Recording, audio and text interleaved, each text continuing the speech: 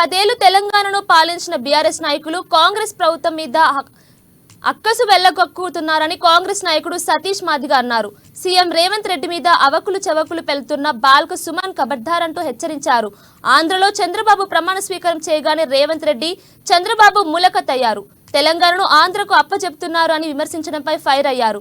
అదేవిధంగా విభజన సమయంలో ఏపీకి పోయిన 7 మండలాలను తెలంగాణలో కలపాలని బాల్క సుమన్ డిమాండ్ చేశారు.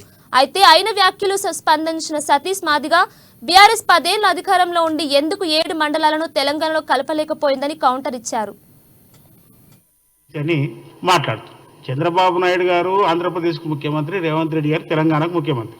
అయితే సమకాలికులైనంత మాత్రాన, అనుచరులైనంత మాత్రాన తెలంగాణను తీసుకొని పోయి ఆంధ్రాకి అప్పచెప్పడం అనేది మీ యొక్క కుచిత గుణానికి నిదర్శనం. ఆయన ప్రమాణ స్వీకారమే చేయకపోయా, ఆయన పాలన స్టార్ట్ చేయకపోయా, మా మీద ఇసుకపోవడం అంటే మీరు నిజంగానే బాడుకో బుద్ధులు మీరు మానుకోలే.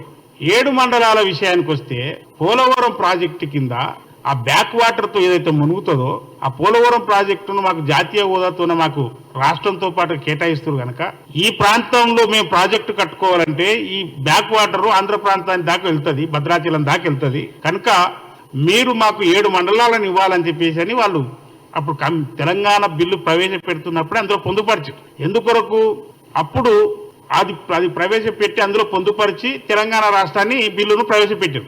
దానికి అమెండ్మెంట్ కూడా చేశారు. ఆ రోజు